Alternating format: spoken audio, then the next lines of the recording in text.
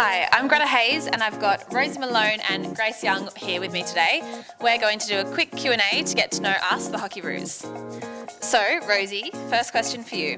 Congratulations on your nomination for FIH World Player of the Year last year. How did it feel to have that recognition? It was pretty cool. I actually didn't find out myself. One of the girls texted me in the team and was like, have you seen what's happened? And I was like, oh my God, what have I done now?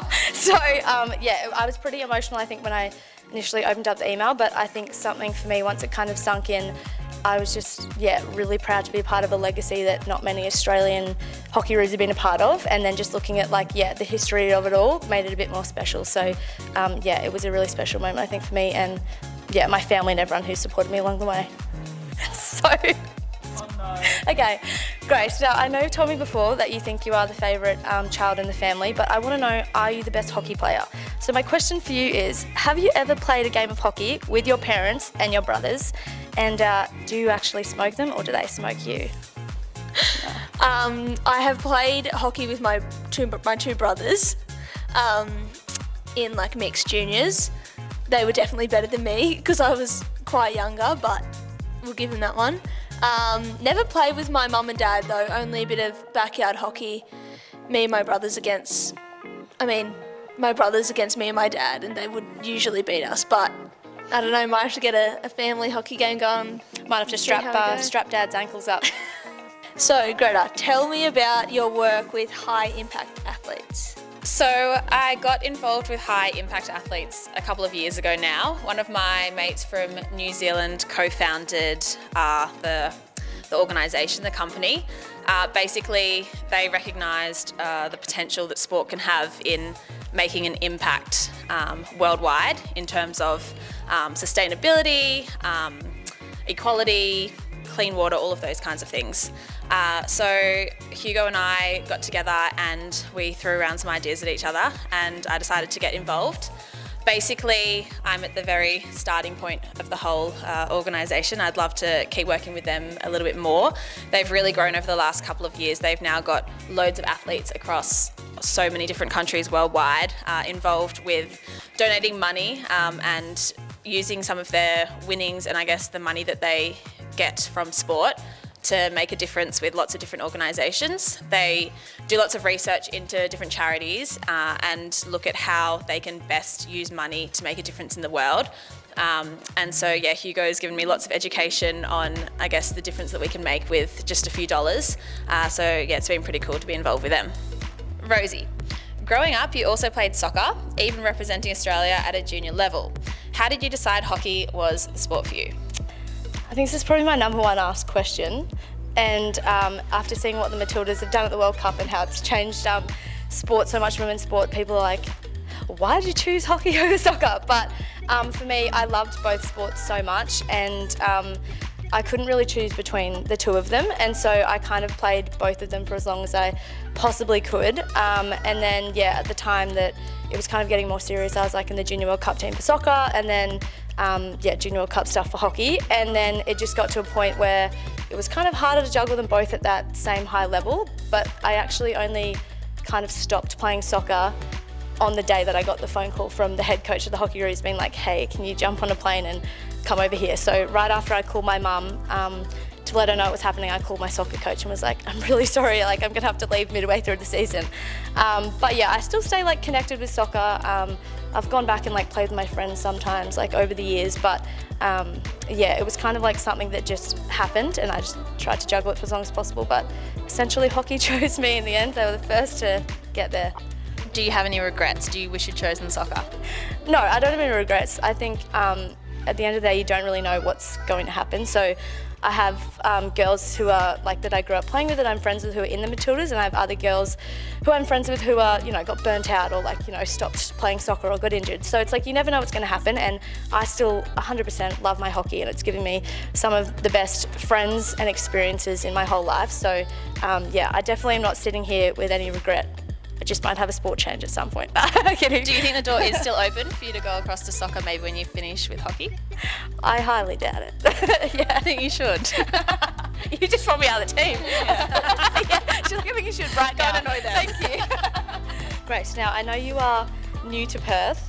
but I feel like you've got a lot of free time on your hands. So you've probably been able to see the sights a little bit, try different cuisines, see what's good places to go to. I want to know, if I'm in Perth or even Australia, anywhere else, where is the best place to get like a nice deli sandwich?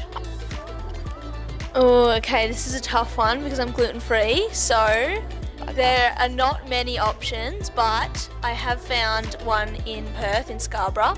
It's called Two Slices, and it has a gluten-free bread option, which is quite fluffy, which is rare. Usually it's quite hard, like cardboard, so yeah, I'm not a big sandwich guy though, so girl.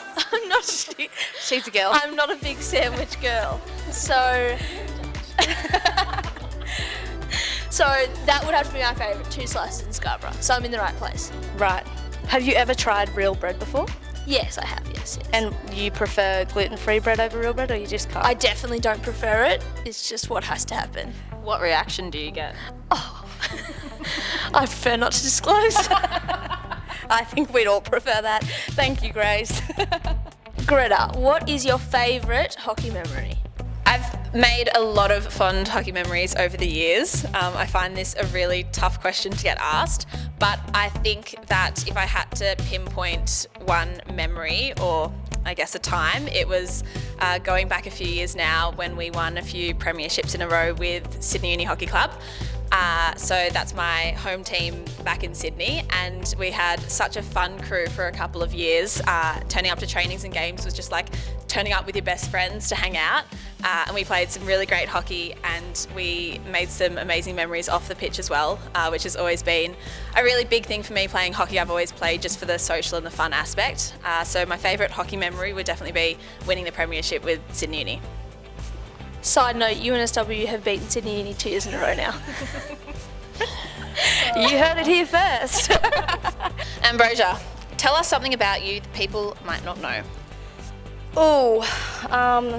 Okay, two things. One people might know. Two things, okay. First one, this little finger here has been taken off twice in 10 years.